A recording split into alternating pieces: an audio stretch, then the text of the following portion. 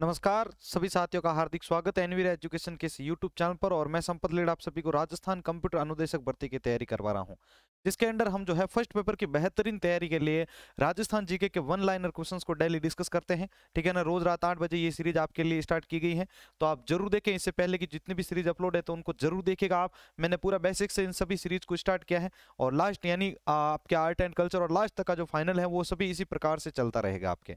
ठीक है, वीडियो को शुरू करने से पहले मेरे सभी साथियों से रिक्वेस्ट है कि आपको अगर वीडियो डेली अच्छा लगता है तो इसको लाइक किया करें। ठीक है, और अपने दोस्तों के साथ ज़्यादा से ज़्यादा शेयर भी करते रहें। और अगर आप पहली बार हमारे चैनल के साथ जुड़े हैं तो चैनल को सब्सक्राइब करके जो बेल आइकॉन है उसको भी ऑन कर ले, जिससे आपके पास बार बार लिंक शेयर करने की प्रॉब्लम ना रहे। ठीक है, आपके पास जैसे वीडियो अपलोड हो तो उसकी सूचना तुरंत आपके डिवाइस पर मिलती रहे। तो चलिए शुरू करते हैं आज की इस वीडियो को। आज की वीडियो को शुरू करने से पहले मैं बता देता हूं कि आपको इस वीडियो के अंदर जितने भी 30 क्वेश्चंस है वो बताए जाने के बाद इन्हीं क्वेश्चंस में से वापस कुछ क्वेश्चन पूछे जाएंगे वीडियो के अंत में, तो उनका आंसर आप सभी को देना है, इसलिए अपने पास इनके आंसर भी लिखते रहिएगा। तो 180वां प्रश्न है, 179 प्रश्न इससे पहले हमने कर लिए हैं। 180वां प्रश्न है, कौन सी शाखा वैदिक एवं दर्शन साहित्य के ग्रंथों के लिए उल्लेखनीय है? कौन सी शाखा वैदिक एवं दर्शन साहित्य के ग्रंथों के लिए उल्लेखनीय है? तो इस प्रश्न का उत्तर होगा अलवर शाखा। आगे प्रश्न संख्या 181 है, अश्व आश्वलायन तथा सांकायन संहिता पाठ, गुहा सूत्र की टीका, न्याय एवं मीमांसा के ग्रंथ किस शाखा की उपलब्धियां हैं? आश्वलायन तथा सांकायन संहिता पाठा, गुहा सूत्र की टीका, न्याय एवं मीमांसा के ग्रंथ किस शाखा की उपलब्धियां हैं? तो इस प्रश्न का उत्तर होगा अलवर शाखा की उपलब्धियां हैं।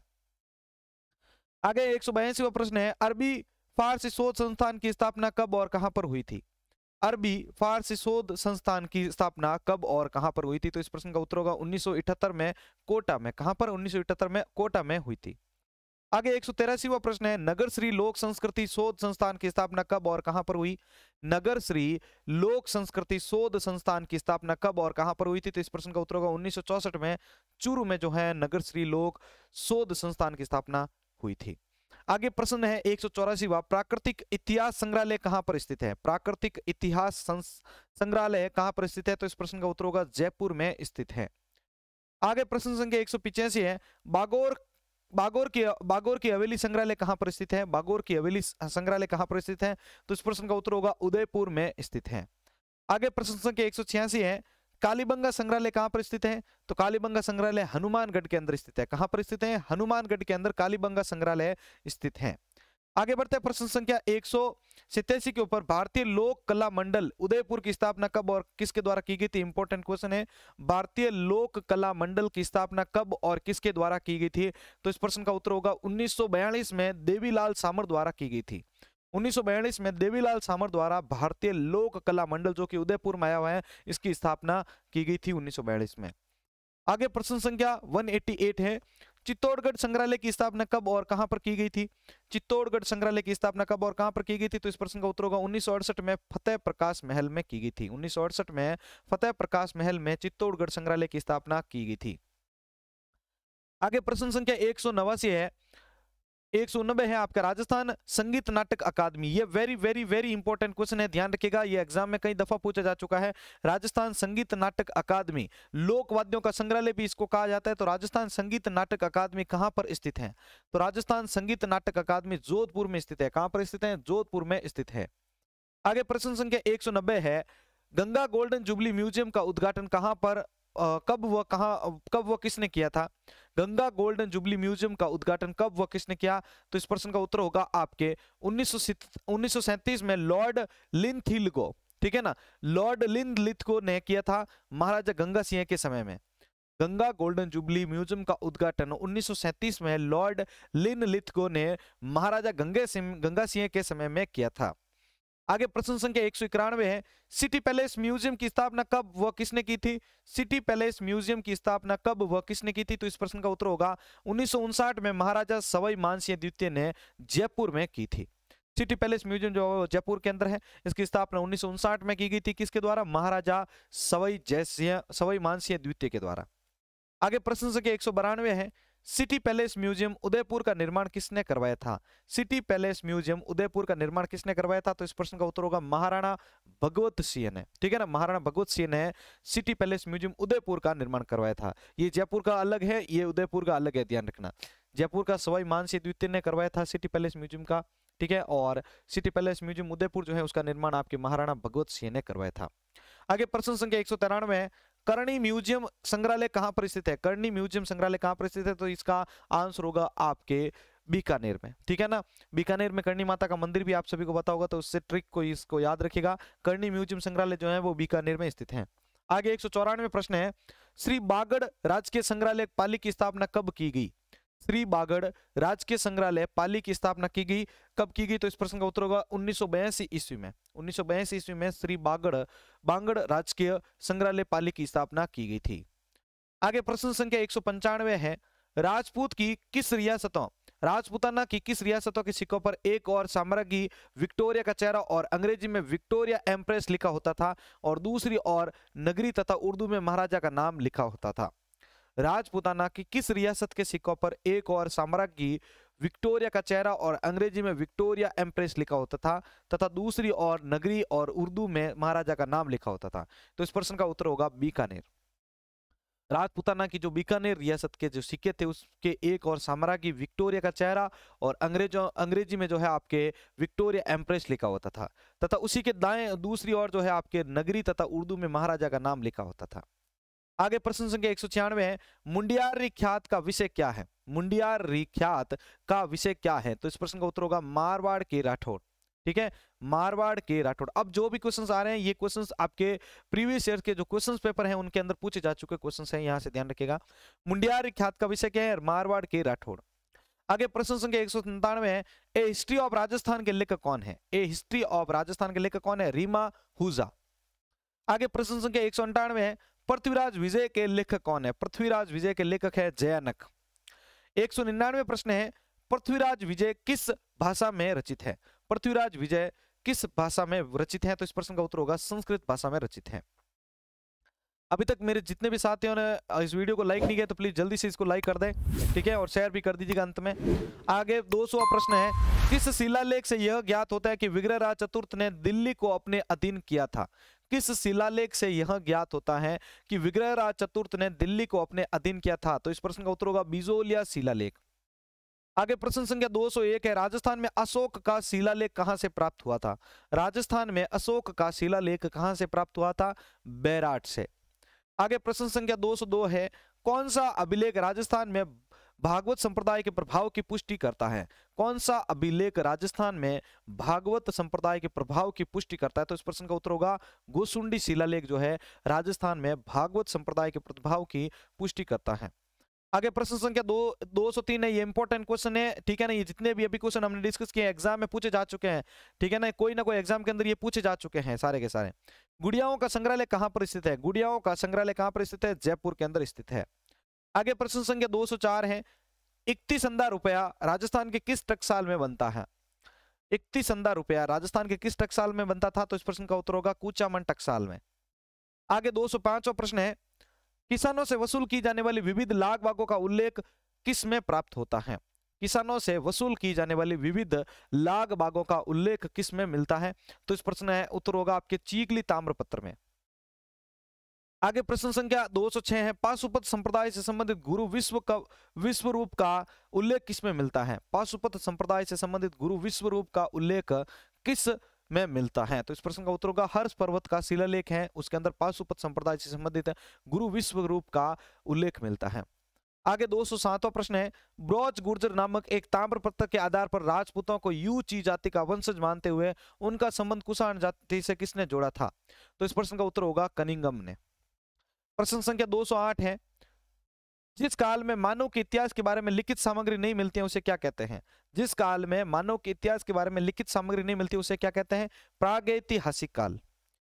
209वां प्रश्न है, किस काल में मानव इतिहास के बारे में लिखित सामग्री मिली परंतु वह अपठनीय थी? तो इस प्रश्न का उत्तर होगा आद्य ऐतिहासिक काल। प्रश्न संख्या 210 है, किस काल में मानव इतिहास की लिखित सामग्री पठनीय योग्य मिली है?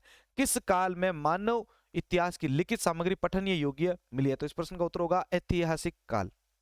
आगे प्रश्न संख्या 211वां है, राजस्थान का प्रथम तिथ्यांकित मंदिर शीतलेश्वर मंदिर किस जिले में है? जो राजस्थान का प्रथम तिथि अंकित जो मंदिर मिला है शीतलेश्वर महादेव मंदिर, तो वो कहां पर है? तो आपके झालावाड़ जिले में स्थित है और ये कर्नल जेम्स टॉड द्वारा खोजा गया था। किसके द्वारा? कर्नल जेम्स टॉड द्वारा खोजा गया था। आगे प्रश्न 212वां, धूलकोट नामक टीले का उत्खनन प्रायोगिक तौर पर किसके द्वारा किया गया है? धूलकोट नामक टीले का उत्खनन प्रायोगिक तौर पर किसके द्वारा किया गया है? तो इस प्रश्न का उत्तर होगा आर.सी. अग्रवाल के द्वारा किया गया। किसके द्वारा? आर.सी. अग्रवाल के द्वारा किया गया था। ये थे साथियों आज के हमारे इंपॉर्टेंट क्वेश्चन। अगर आपको ये वीडियो अच्छा लगे तो प्लीज जल्दी से पहले ये काम करें, वीडियो को लाइक कर दें, अगर शेयर नहीं किया तो शेयर कर दें। अब आपके सामने जो क्वेश्चन आ रहे हैं उनके आंसर आप सभी को कमेंट बॉक्स में बताने हैं। तो साथियों प्रत्येक क्वेश्चन के लिए आपके पास 10 सेकंड का समय रहेगा, ठीक है ना?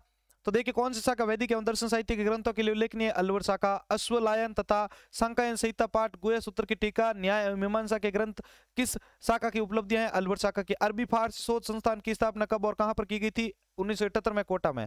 आगे वाला प्रश्न है 183, नगर श्री लोक संस्कृति शोध संस्थान की स्थापना कब और कहां पर हुई है? कहां पर हुई थी? नगर श्री लोक संस्कृति शोध संस्थान की स्थापना कब और कहां पर हुई थी? तो जल्दी से इसका आंसर कमेंट बॉक्स में बताएं सभी।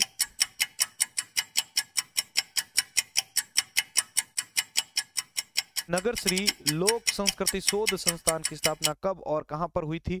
तो इस प्रश्न का उत्तर होगा आपके 1964 में चूरू में। कहां पर? 1964 में चूरू में हुई थी। आगे बागोर की हवेली संग्रहालय कहां पर स्थित है? बागोर की हवेली संग्रहालय कहां पर स्थित है? सभी कमेंट बॉक्स में लिखें इसका आंसर।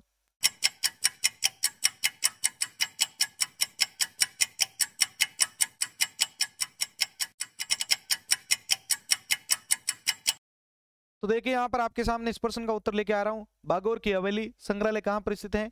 उदयपुर में स्थित है। कालीबंगा संग्रहालय कहां पर स्थित है? कालीबंगा संग्रहालय कहां पर स्थित है? सभी कमेंट बॉक्स में आंसर बताएं इसका।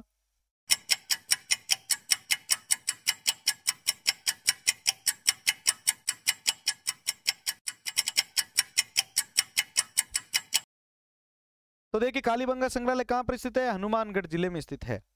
आगे वाला प्रश्न है आपके लिए, राजस्थान संगीत नाटक अकादमी लोक वाद्यों का संग्रहालय जो इसको कहते हैं, ठीक है? तो राजस्थान संगीत नाटक अकादमी कहां पर स्थित है? राजस्थान संगीत नाटक अकादमी कहां पर स्थित है?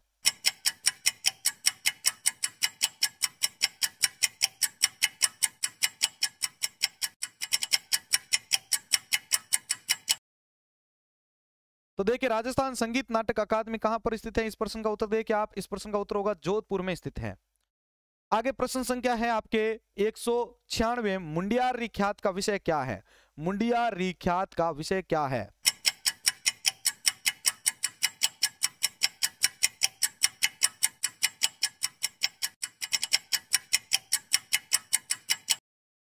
तो देखिए मुंडियार ख्यात का विषय क्या है? यहाँ पर आपके मारवाड़ के जो राठौड़ है वे मुंडियार की ख्यात का एक प्रमुख विषय माना जाता है।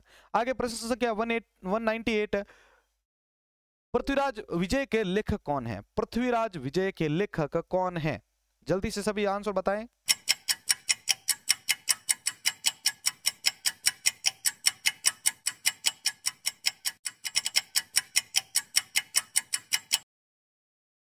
पृथ्वीराज विजय के लेखक कौन है? जयानक। कौन माने जाते हैं? जयानक माने जाते हैं। आगे वाला प्रश्न है, राजस्थान में अशोक का शिलालेख कहां से प्राप्त हुआ था? राजस्थान में अशोक का शिलालेख कहां से प्राप्त हुआ था?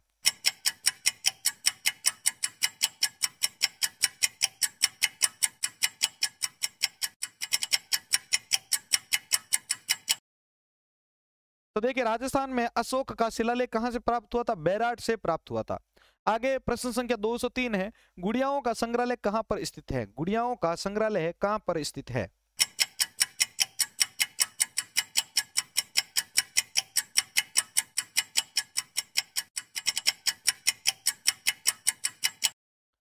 तो देखिए गुड़ियाओं का संग्रहालय कहां पर स्थित है? जयपुर में स्थित है।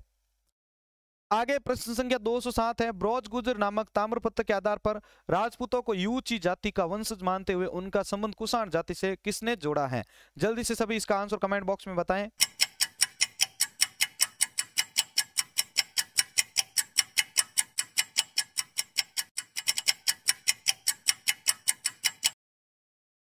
तो देखिए ब्रॉज गुजर नामक एक ताम्रपत्र के आधार पर राजपूतों को यूची जाति का वंशज मानते हुए उसका संबंध कुषाण जाति किसने जोड़ा है?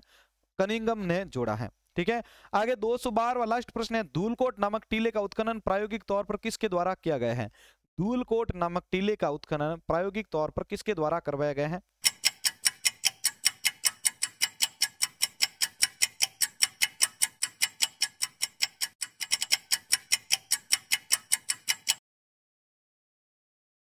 तो देखिए धूलकोट नामक टीले का उत्खनन प्रायोगिक तौर पर किसके द्वारा करवाया गया है? आर.सी. अग्रवाल के द्वारा। किसके द्वारा? आर.सी. अग्रवाल के द्वारा करवाया गया है। तो साथियों ये था हमारा आज का वन लाइनर टेस्ट सीरीज। अगर आपको अच्छा लगा है तो जल्दी से वीडियो को लाइक कर दे, अपने दोस्तों के साथ शेयर कर दीजिएगा। ठीक है, फर्स्ट पेपर की तैयारी के लिए डेली टेस्ट सीरीज ज्वाइन करते रहे, इनमें से मैक्सिमम बहुत सारे क्वेश्चंस आपके लिए मिल जाएंगे एग्जाम में। ठीक है ना, क्योंकि हर एक टॉपिक के ऊपर बहुत सारे डीपली क्वेश्चंस आपके सामने डेली रखे जाते हैं। ठीक है, तो बाद में आप ना पछताएं, इसके लिए टाइम पर रहते आप जो है इन सीरीज को सभी की सभी सीरीज ज्वाइन कर लें। इनको अपने पास कहीं पर लिख भी सकते हैं, और इनके नोट्स डाउनलोड करने के लिए आप हमारे इस वीडियो के नीचे दिए गए टेलीग्राम लिंक में जाके ज्वाइन कर सकते हैं।